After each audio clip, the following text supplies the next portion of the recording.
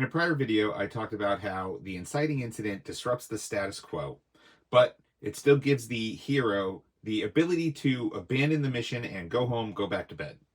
But the lock, or the Act 1 turn, is where the hero is thrust into the meat of the movie, into the juice of the movie, with no way home. And the example that I used was Back to the Future, where Marty had a chance to abandon the adventure, go home, go to sleep, but instead he stuck around, hung out with Doc, ended up back in time, which is the lock, because he literally can't go back home because he's stuck in 1955.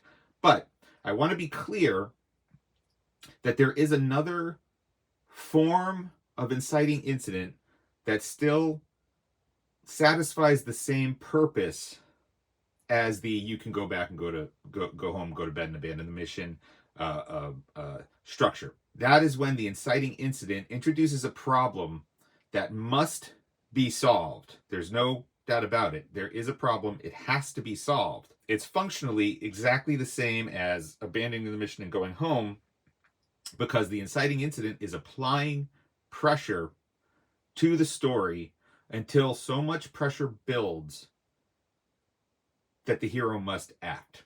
I'm going to give you two examples. One where the hero can abandon the mission, and a second where a problem is introduced and there's no doubt about it, you have to deal with the problem, but the characters haven't decided on how to do it yet. So first, abandoning the mission.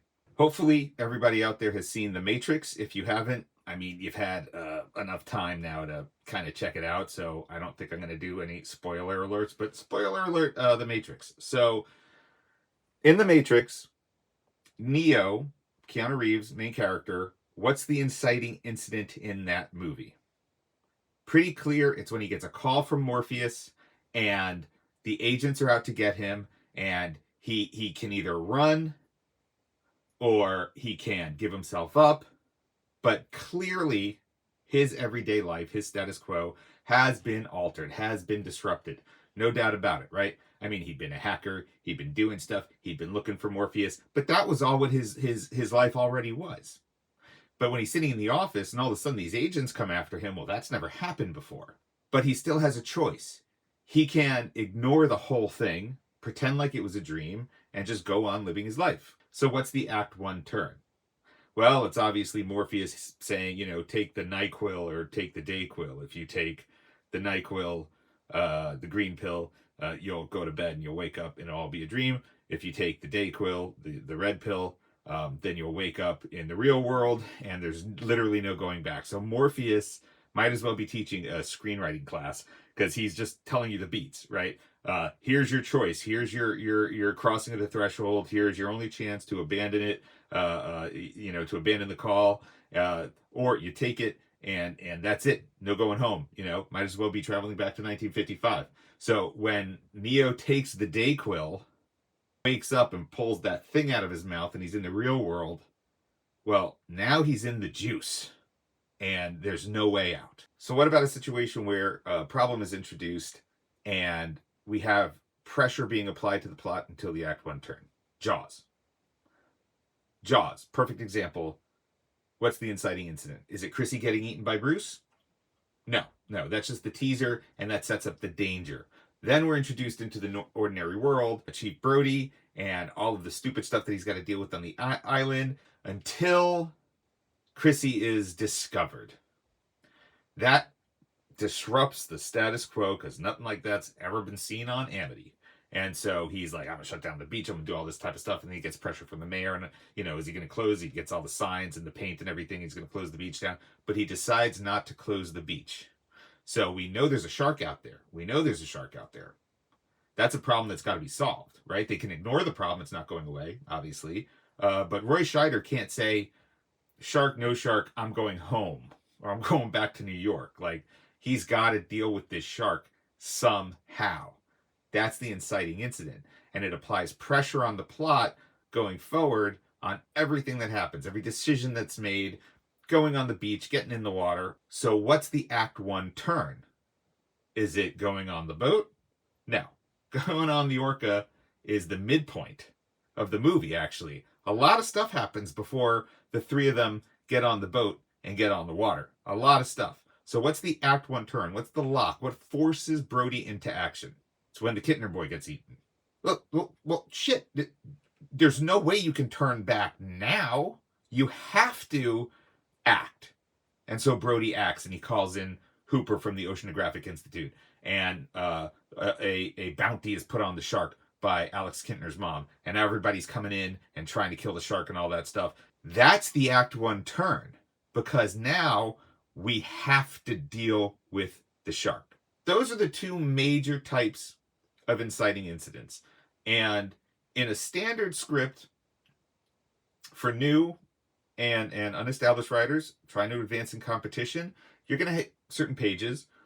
Halfway through the first act is when you're probably going to have your inciting incident. It could be anywhere from page 11 to 15. Act 1 turn, usually around page 25 to 30. I'll give you one example of a movie that breaks the rules, but does so in a way where, damn it, you just don't care. Now, would this script do well in competition today? You know, my heart says yes, but my brain says no. John Carpenter's The Thing. You want to know what the inciting incident is in John Carpenter's The Thing?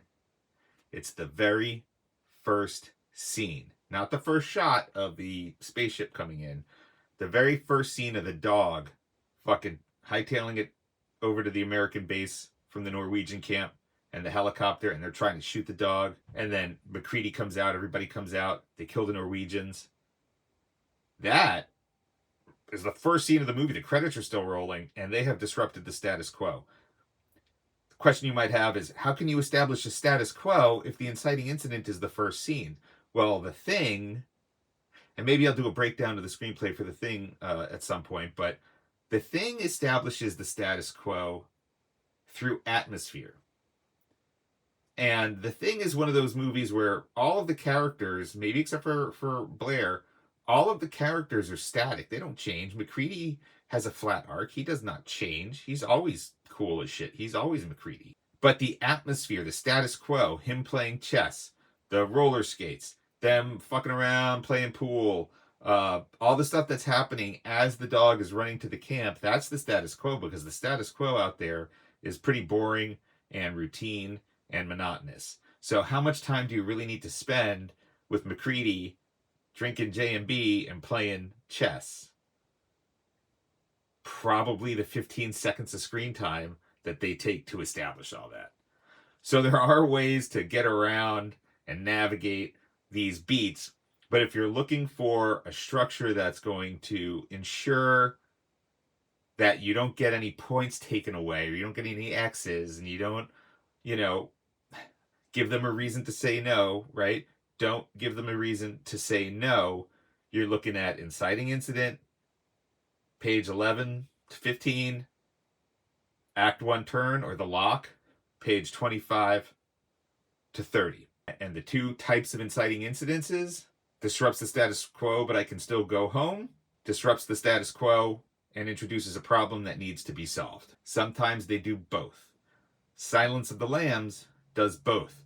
But you know what? I'll save that until I do my breakdown on the screenplay for Silence of the Lambs, which is still, to me, in the top 5 best screenplays ever written. So stay tuned for that. For now, we'll stick with that, and tune back in a couple weeks for my breakdown on the screenplay for Begonia.